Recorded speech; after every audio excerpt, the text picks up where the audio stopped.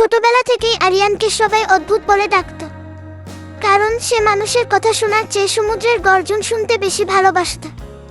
তার বিশ্বাস ছিল সমুদ্রের প্রতিটি ঢেউয়ের নিজস্ব ভাষা আছে, যা কেবল মন দিয়ে শুনলেই বোঝা যায়।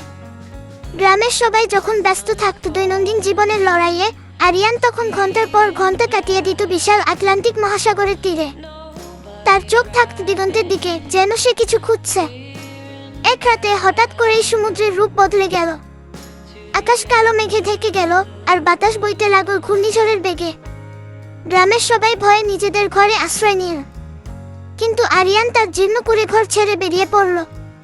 তার ভেতরে এক অদম্য টান কাজ করছিল। সে অনুভব করল সমুদ্র তাকে ডাকছে।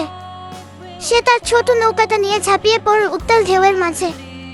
অন্য মাঝিরা যখন প্রাণ বাঁচাতে তীরে ফিরছিল, আরিয়ান তখন ঢেউয়ের তালে তালে এগিয়ে যাচ্ছিল মৃত্যুর মুখে। কোনো এক অজানা শক্তিতে সে যেন আচ্ছন্ন হয়ে পড়েছিল। ঝড় যখন থামল, সকালের আলো ফুটল, দেখা গেল আরিয়ান আর তার নৌকা গ্রামের উপকূল থেকে অনেক দূরে এক রহস্যময় দ্বীপে পৌঁছে গেছে। দ্বীপটি ছিল ঘন জঙ্গলে ঢাকা, যার রহস্য কেউ কখনো ভেদ করতে পারেনি। দ্বীপে পা রাখতেই আরিয়ান একটি প্রাচীন গুহা আবিষ্কার করল। গুহার দেয়ালে অদ্ভুত কিছু চিত্রকর্ম ছিল, যা কোনো হারানো সভ্যতার গল্প বলছিল।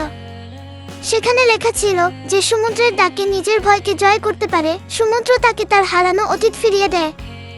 আরিয়ান বুঝতে পারল সে আসলে তার হারানো বাবা মাকে খুঁজছিল, যারা অনেক বছর আগে সমুদ্রে হারিয়ে গিয়েছিল। গুহার ভেতরের একটি চেম্বারে সে তার বাবার ফেলে যাওয়া পুরনো লকেটটি খুঁজে পেল।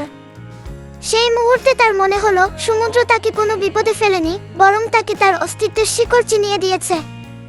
সেদিন থেকে আরিয়ানের আর কোনো ভয় ছিল না। সে জানত সমুদ্র তার বন্ধু। গ্রামের মানুষ তাকে পাগল বলা বন্ধ করে দিল।